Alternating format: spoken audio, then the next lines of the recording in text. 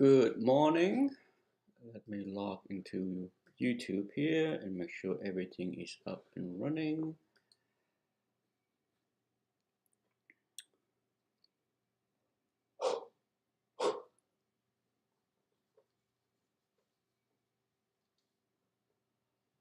Look like we're gonna have another bad day. I did not look, in all honesty. I looked at crypto because I knew crypto was near the point of some of my buy target. So I look, and by just looking how poorly Bitcoin is doing, I knew the market was ugly. Okay, I know pre-market was ugly, so let me go to the market real quick. Let's see. Oh, TLT is crashing still. Not much we can do. Okay, until TLT wants to get down here. There is no stopping TLT at this point to go to 111.9. 10-year bond rate is creeping to 3.2%. Not a good thing. The velocity of this move has been too much, too fast, too quick, too drastic. This move right here is worse than this move right here, okay? If you look at this move from 171 to 134, that span over a longer period of time, okay? Like I said many times, the velocity of any move up or down should be a concern on either side of the trade. If you think that you shouldn't pay attention to the velocity before, pay attention going forward.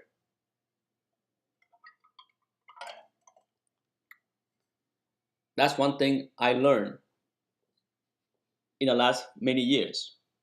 The rate of change is what impact the psychology of the participants in the market more than anything else.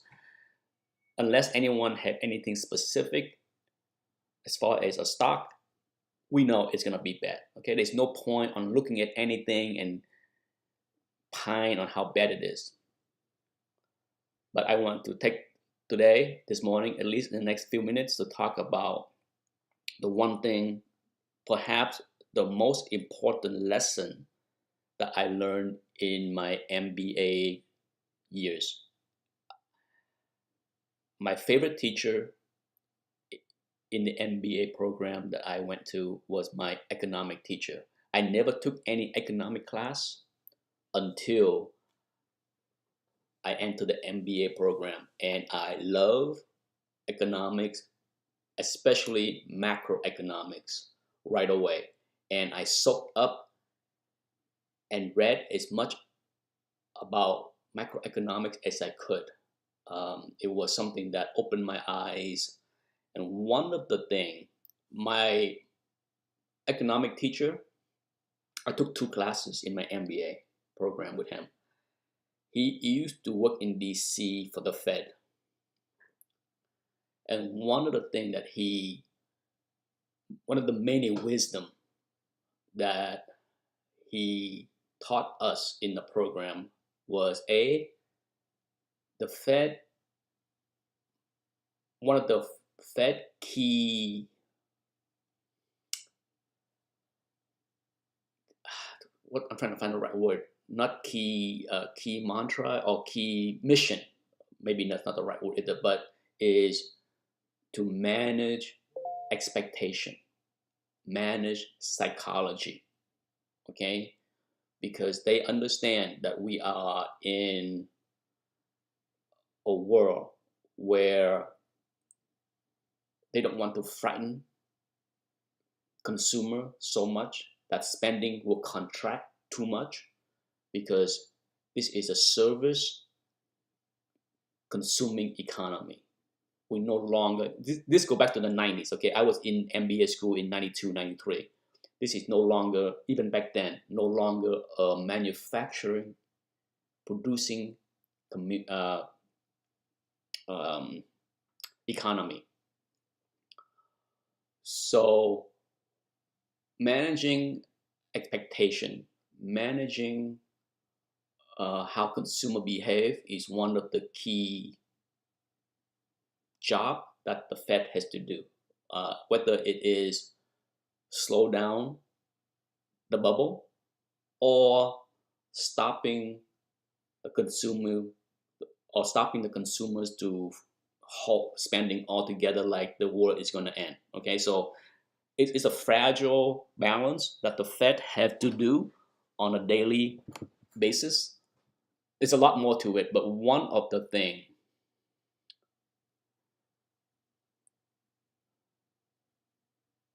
when is this going to stop? When you stop asking. To be blunt, that is a stupid question. Nobody had the answer. If you are searching YouTube for that kind of answer, you ain't gonna get it. Okay. One of the things that he elaborated that was very well worth lesson to me back then, and very well worth lesson to you all today, if you are not aware of how things work. The housing market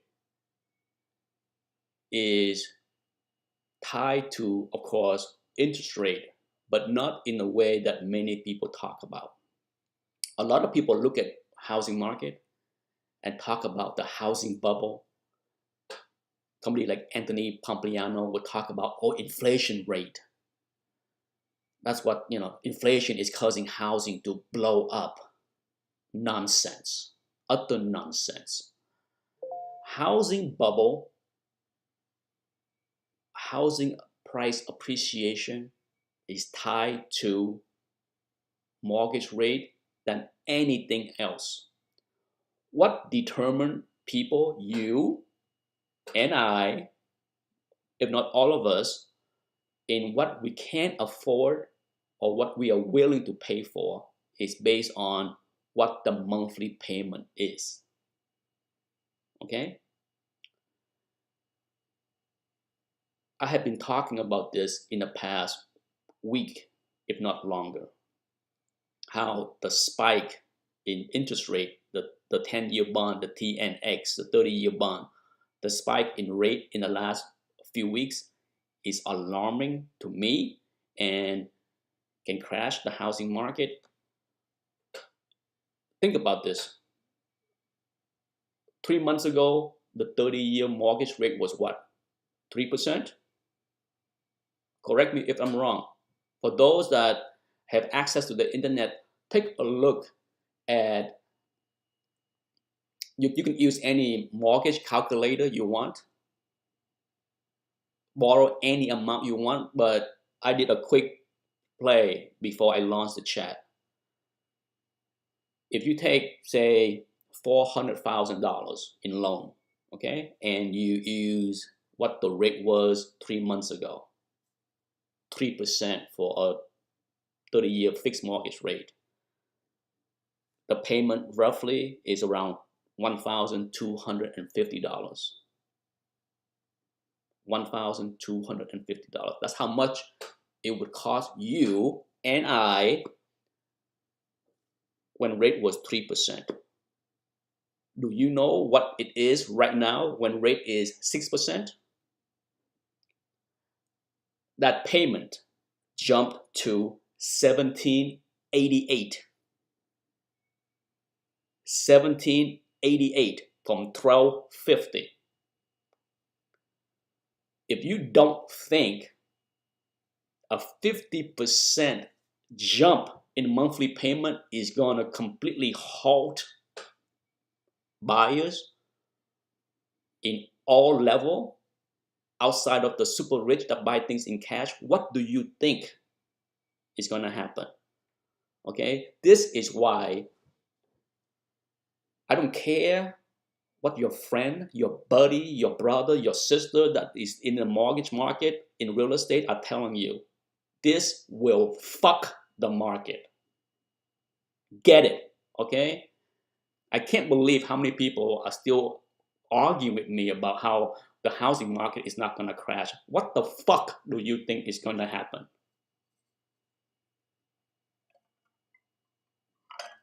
Tell me, okay? Because I can't believe that people can think that, oh, so rate increases, it's not a big deal. It's not a big deal, but the rate of increase so fast in literally a few weeks is gonna jolt this market. Okay, if you think the housing market is gonna be slowed down, no, no, it's gonna crash. It is going to crash. Okay, do you know the 30-year mortgage right now is higher than what it was in 2009? Do you know? Think about this, how bad the world, the economy is, and the rate right now is higher than it was in 2009. 2008 was higher. 2008 mortgage rate is higher than it is today. But that was the beginning of the crash. And from 2009, 2010, 2011, mortgage rate dropped from 6% plus all the way down to the 3%. We are going the opposite way in a shitty problem economy. Okay? So don't even think that this is okay. It is not fucking okay in any fucking realm of economics. I am angry because I'm angry at the dumb shits out there that just doesn't understand economics. That just talk stupid. Oh, employment number is still strong. You wait until the fucking layoff, okay? Just wait. You will see. This is not good. I don't like to see recession. I don't like to see pain and suffering. My business will blow up. I will make a ton of money. Trust me, I would rather not make any money with my business and see the stock market doing well. Okay? It is not a good thing. It is such a big mess that we are facing. Now, the good news, I'm not here to tell you the world is ending. I'm angry. I'm also frustrated. I'm also frustrated because I just see a lot of people that just have no clue on how the world works, and they just listening and believing in shit that make no sense to me. Oh, here we go. Good luck. Good luck, Sunny baby. Low supply. Yeah. We'll see. We'll see. Okay, it's there's a mad rush of people trying to sell because they want to not the low supply issues is what? A byproduct of people rushing in to buy or close something before rate increases. When the demand dry up, you gotta understand supplies and demand. There is always two sides to the equation. Okay? Oh, supply is low. This is not. Are you fucking out of your mind? When buyer go the fuck away, supplies will be blowing up. Trust me, that's how things work. Okay? It is just nonsense to think that low supply, oh yeah, you wait. I will call you out in a couple of weeks.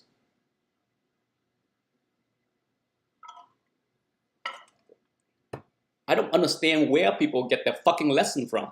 Where are you learning your shit from? Not common sense. Okay? It's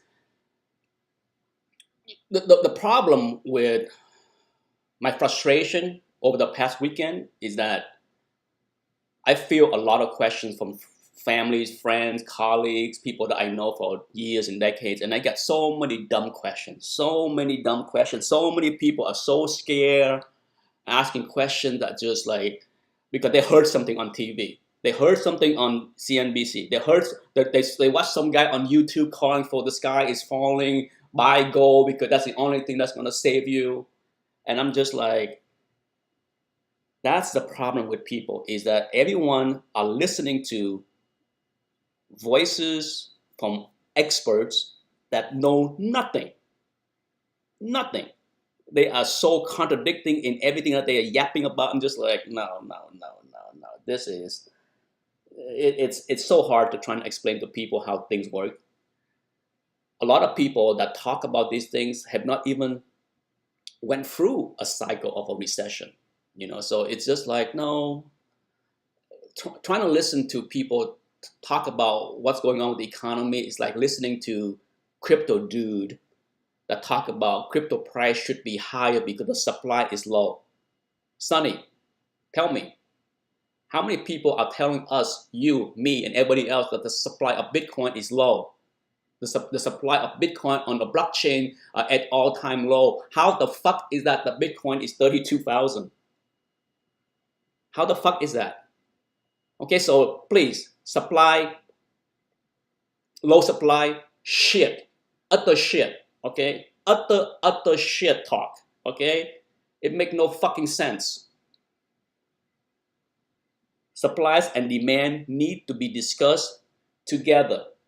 Talking about one side of the equation as if like the other side doesn't matter is utter nonsense. Okay, utter nonsense. It doesn't matter how low supply Bitcoin is. The demand are not there. That's why the price is low. Why? Scared shitless crypto bros are not FOMOing in. It is that simple. Okay, there's a lot of uneducated, uninformed crypto dudes, Gen Z, that just have never seen a bear market, and now they are getting their ass handed to them. They are scared shitless. Okay, they're not FOMOing into anything, no matter how low the supply is. That's the problem. Okay, that's where, in a bad time that we have right now, people can't seem to understand anything when it comes down to supplies and demand. Economic is always about supplies and demand. It's always will, never gonna fail. That's the way it is. We need to be able to take into account how the psychology work on both sides of the equation. It is really hard. It's a dynamic that I think really difficult, because in every market, whether it's comic market, crypto market, or the stock market, you have a lot of people are either one side or the other side. It's really hard for us normal people, and I don't have it. Okay, I don't claim to have this. A lot of people just don't have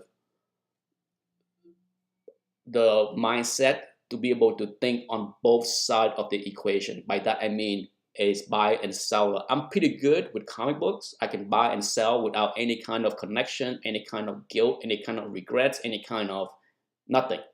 Okay, I can go in that area and do very well. The problem with a lot of people in the stock market or crypto market is they are unable to go long or go short.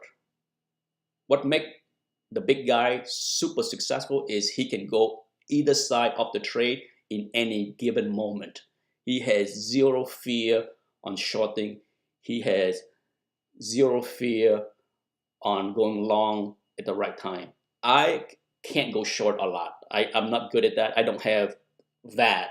Whatever that is, I can go long or go into cash. At least I can get out of being long and protect myself. I wish I had the mindset and ability to go short as often as he does, because he swing both sides in rapid mode. Okay, and I can't do it. I think Big Bro has that skill set just because he is so quick. He can flip just like that. So he's not shorting yet, but the longer he trade with me and listen to the big guy, I think he will start to do more shorting because he has that quick trigger to switch.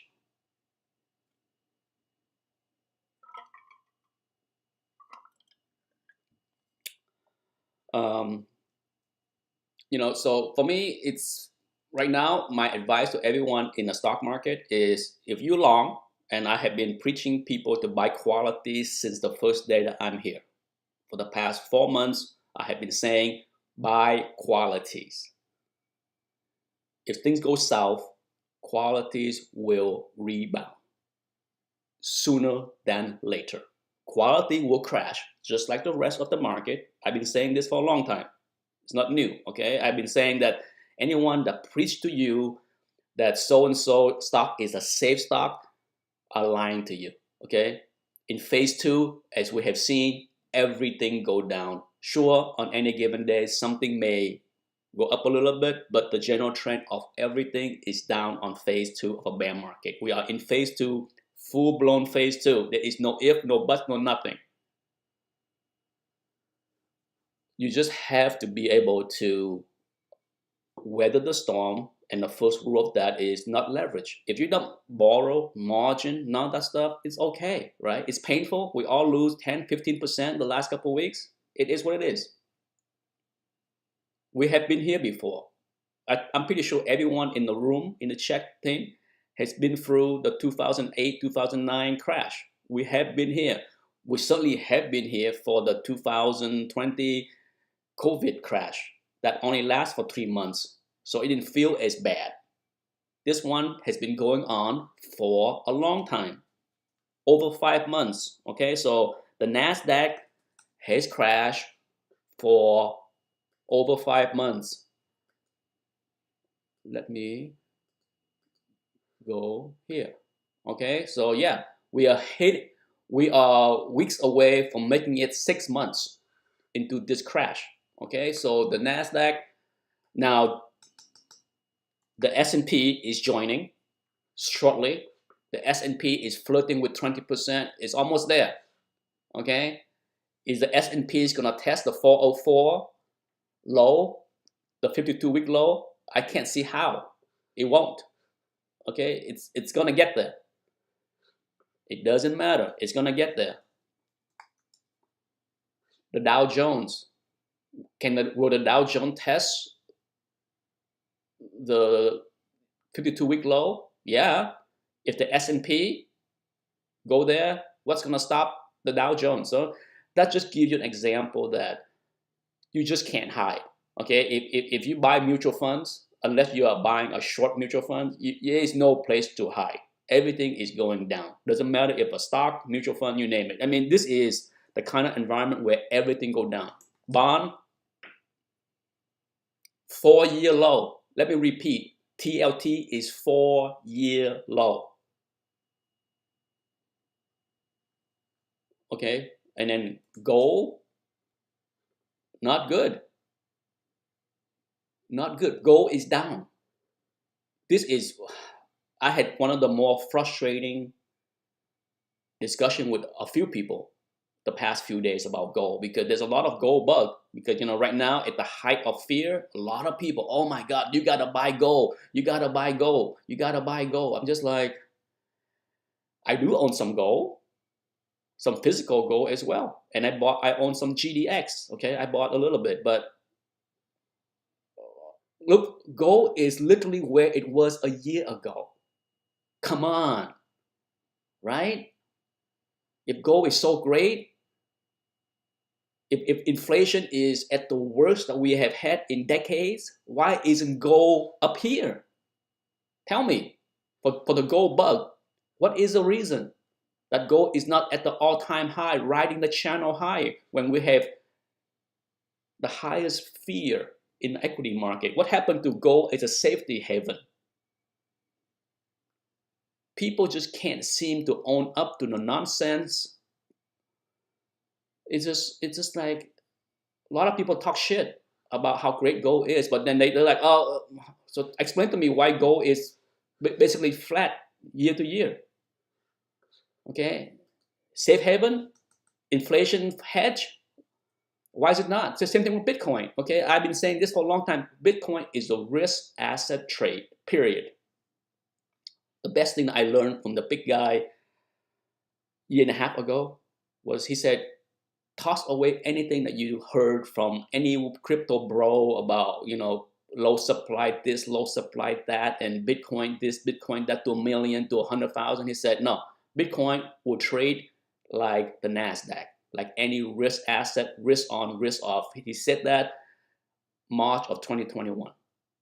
So 15, 16 months ago. And I'm so thankful that I listened to him back then. He said, whatever you do, Nick, stop, listen to the crypto bro, get off that nonsense, 4-year cycle, utter bullshit, supply chain, an analytic. He's like, he doesn't give a shit. I'm so glad. I mean, I like all of that analysis from Will Clemente. I like it. I enjoyed it. I still watch it. I still listen to it. But he just like Willie Woo, Will Clemente. He's like, it doesn't matter what those guys say.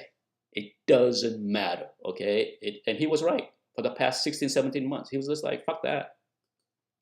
So, SMH, lower we go. Yeah, I've been, you know me, go back and listen. For the past couple of weeks, I said, it's over, it's done. I don't care what they say or do, Sunny Baby. I don't give a damn what your reason is. I know, I work in the business, okay? So you don't need to educate me on anything. It doesn't matter how the big boy manipulate. They will, and they did, and they will, and they will continue. Nobody need to be educated here.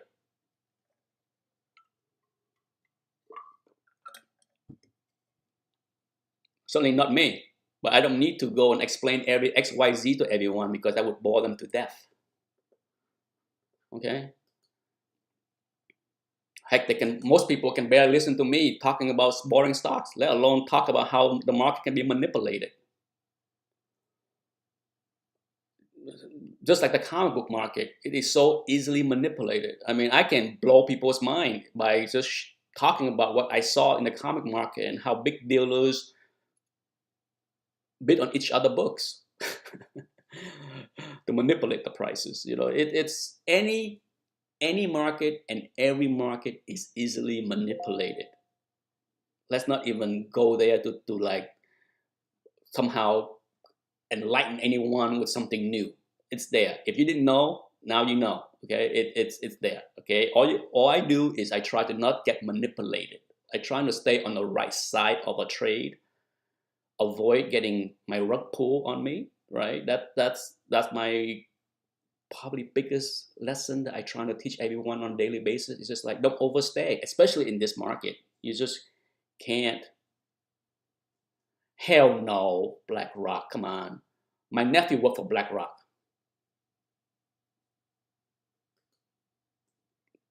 Yes, my nephew worked for BlackRock since he was working for Barclay, and he's working for BlackRock now. When has he been? How long has he been working for? He worked for Barclay through the pandemic, and sometime in 2021, he got a job with BlackRock, which he loved.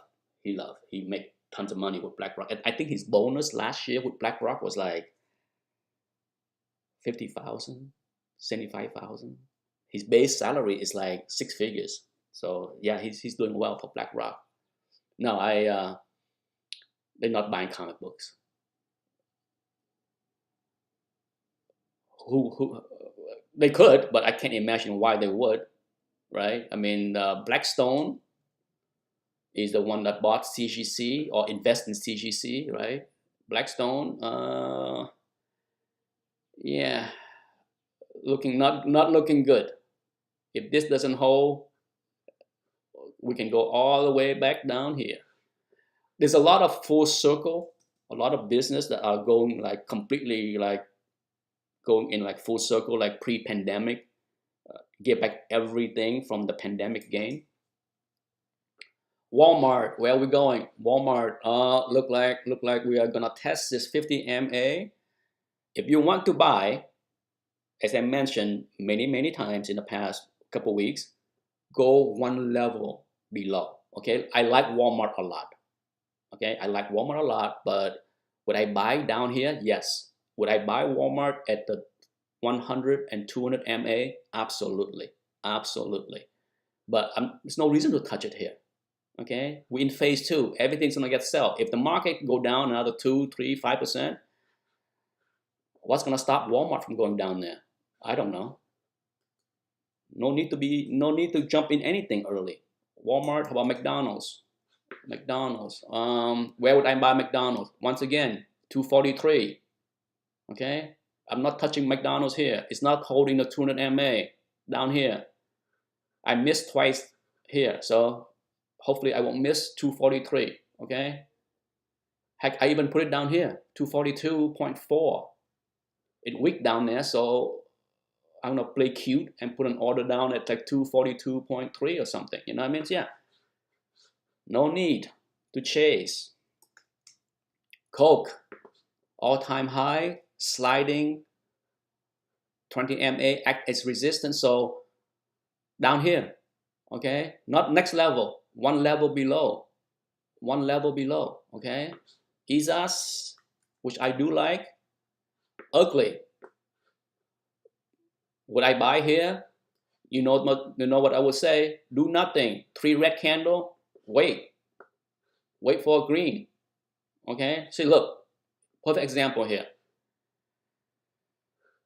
You got 3 red candle, 4 red candle. This green, if you want to buy, you can, but you better have your stop ready. Okay. I can't stress enough that this is the market where you need to have your stop, especially on something that up like 3 or 4 days in a row. 3 red, 1 green, red, no touch. 3 red, no touch. Just leave it be. Let it prove to you that it can get over FV, which we like, but it's gonna struggle. It's gonna come down again. Would I touch this? No. Would I add to? I have FV. I'm not adding to it. Where would I add FV? That's the question, right? I like FV. It's probably one of the better drug company.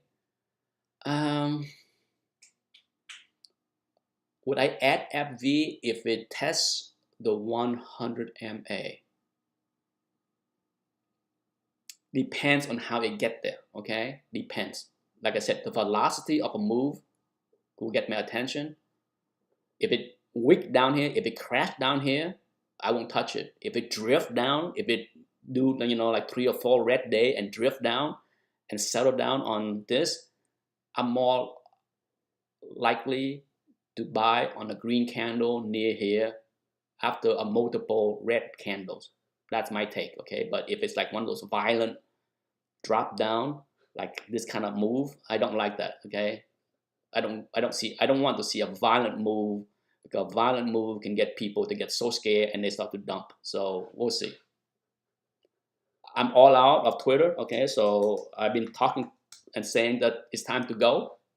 Okay, I said it's time to go at 51 up here. I said it's no point.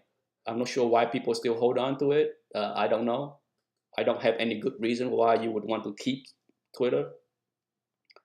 Let me say this.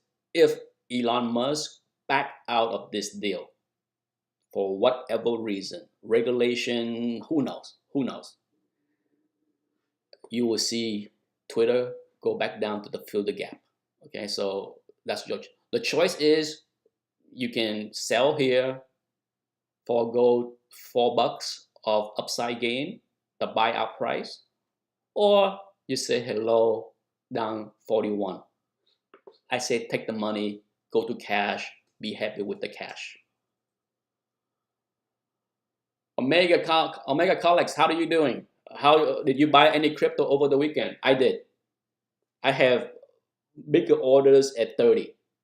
Okay, I bought some, as I mentioned here, for those that follow me. I had order put in for 35, 34, 33, and then I had order at 32, and then a bigger order at 30, if not the biggest order at 30. So I have been adding to crypto.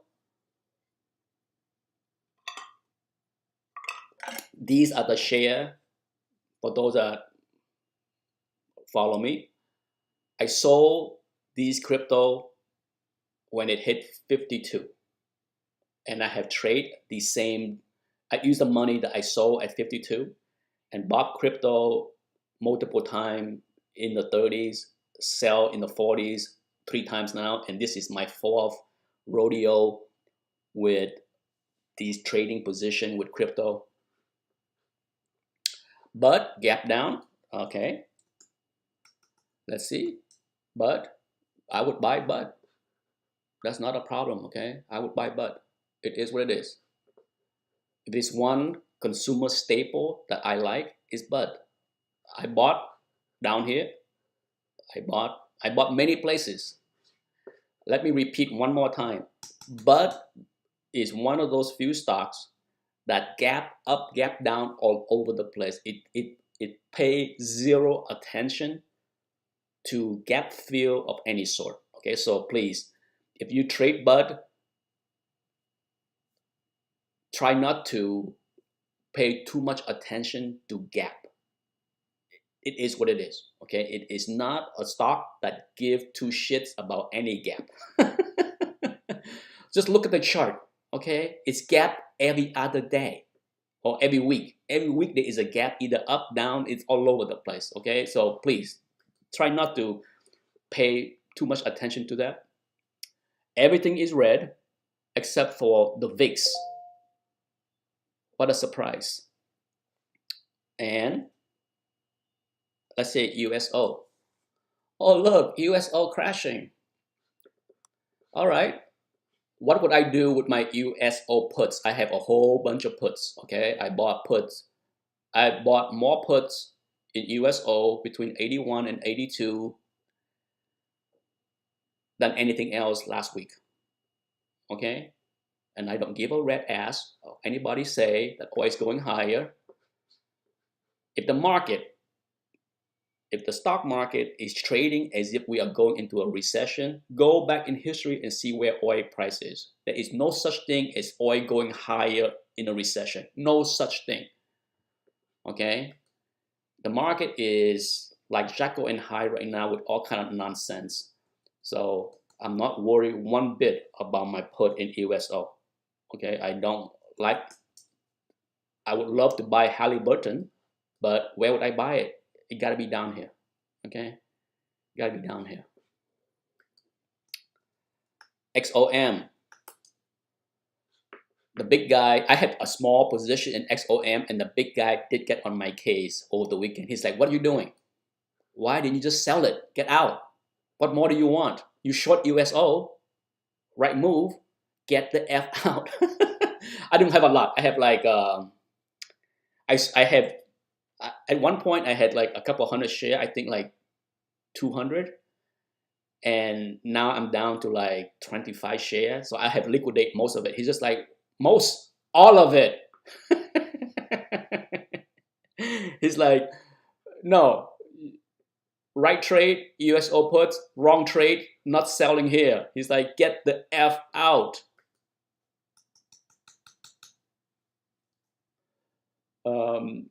But that was funny. Yeah, he's just like, he's one of those, what are you doing? I'm like, sorry. You know, I was selling. I just didn't sell everything fast enough. I said I had the order. It just, I was a bit too greedy. I put the order, a limit order too high. Anthem. What do we do here with Anthem? Nothing. Where would we buy Anthem? Channel low, okay? Channel low, 478. Keep that in mind. 478 is where we want to buy Anthem. I'm gonna put an alert. Alert. At or below. Nibble.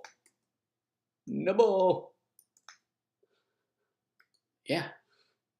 Channel low, Anthem. There you go.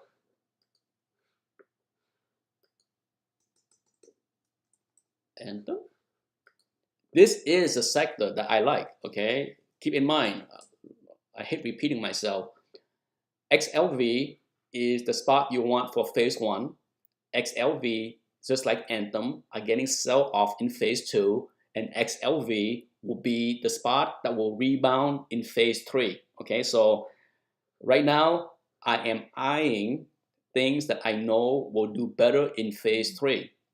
What is phase three before I go? Phase three of a bear market is when we are in a recession. There is no more, are we heading there or are we going into a recession? When we get into a recession, when GDP become negative, which it likely will be, that's why the market behave this way. That's when XLV, XLP, which is healthcare, consumer staple, that's where earning will be most predictable. Business in those sectors have more elasticity in their pricing. People are not gonna quit eating. They're not gonna quit getting the necessary surgery or the medicine they need. All those things. They have better prospect of not crashing demand compared to non-discretionary stuff. Okay, in phase three is where you want to stay away from things that people don't need, like Peloton. You don't want to buy things that people don't need and cancel. Okay, that's where you want to avoid business that will have declining subscription, declining revenues because of tough time. You want to buy things where people can't give up even in tough time. That's why phase three is good for XLP, XLV. We are, I am, I can't say we, I am looking to position myself for that phase three. Okay, that's what I'm trying to do. Does your chart have RSI and MACD cross in it? It does, but um, I don't show it. I mean, on my own, I do.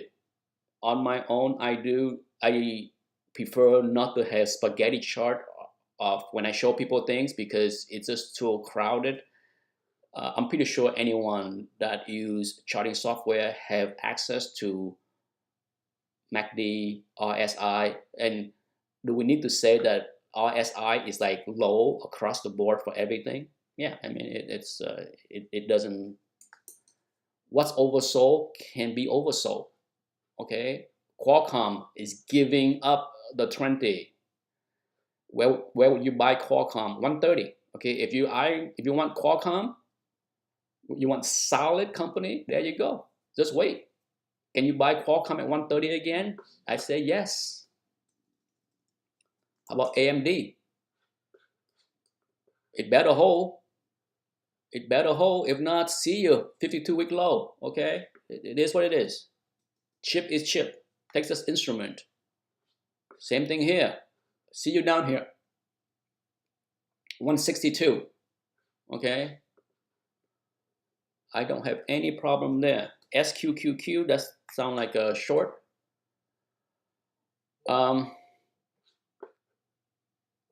Would I, if you have SQQQ, my advice, take your profit. Okay? My advice, take your profit. If you don't, I don't know, you can always buy it back. Okay? This is, can I repeat this? How many times can I repeat this? At a ref high, you need to close your position, take profit, and I don't care how bearish you are in the market, it's a time to take some profit. If you don't and the market snap back for whatever stupid reason, you're gonna sit, I don't know, okay? It's a good trade if you're in it. If you use this to hedge, nothing wrong with that, but it is at a ref high. What more do you want? Before I go, let's take a look at one more thing. Tesla. I heard Tesla was down, so let's take a look. Ay, ay, ay, ay, ay. What more can I say? Tesla. Okay. Would you? The big guy is saying 807 to 780. Okay, that's the zone that he would. In fact, he's not buying. He would do a put spread with the, I believe 750. He's doing 750, 700. That's his put spread, because in the worst case scenario, can Tesla visit 700? Yeah, so he's doing like 750, 700. That's his put spread down there. Eli Lilly, one of the drug stock I like. Would I buy Eli Lilly? If you want to nibble on Eli Lilly at the 50, I would say that's not a bad thing, but for sure the 100. Okay, just like anything else, I'm applying the same rule across the board. Whatever the next level is, go one level below. Now the one level below might not be here. It could be this right here, the ref low. Okay, 276. So you don't have to wait until the 100 MA. Okay, you might want to buy it here at 276. We'll see. We'll see if this thing is gonna bounce. It did bounce. If this doesn't hold, maybe it will bounce the second time. Okay, so that's the thing. So if you don't want to buy here and you want to do a put spread, the big guy will probably say do a put spread, say 270, 250. Okay, because then you're protected. You have like a $20 range. The big guy does a lot of put spread, a lot. He does more put spread, call spread than any other things that he does. He does buy share outright or short share outright, but a lot of time it is all about the put spread, okay, or the call spread. He's huge in the market for doing that, huge.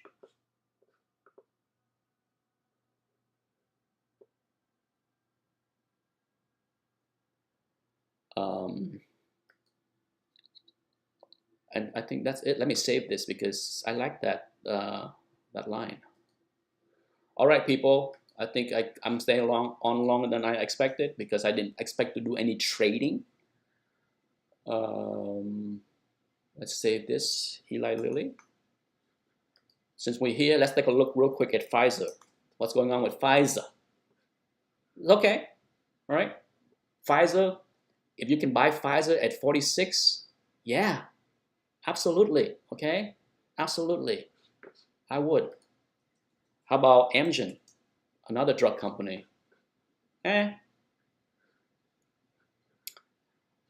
No touch for me, okay? I like it, but no touch. How about Gilead, since we're talking drug? Gilead, I sold, okay? I sold up here.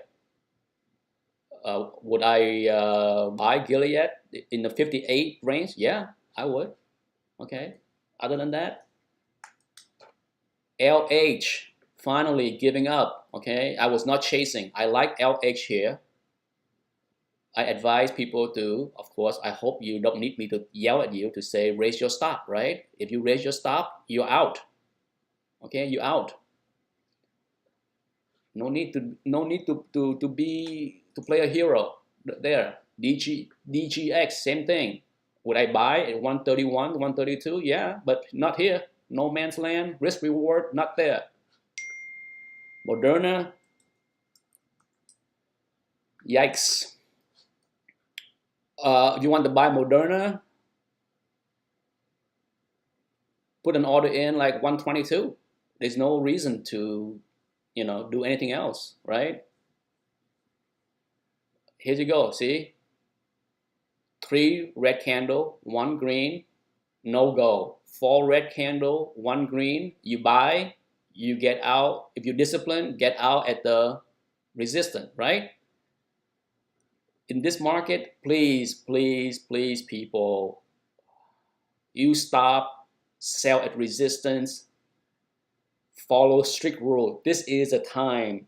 That's why I keep saying for months now, this is the best time to learn to trade because it forces you to be as disciplined as you can, because if you're not, you will get whacked really hard. So if you can learn to be disciplined now, you're likely to be able to use that same discipline and skills in a bull market and make a ton of money. Okay, you likely will lose money here, like everybody is in the market. It is what it is, but at least you can see the lesson play out and how discipline can protect you. Okay, take the small gain, be disciplined, trade small. I'm repeating myself on a daily basis, but it is what it is. So be safe, people. I'm out of here. Time for me to do some other work. I have someone stopping by in about 10 minutes.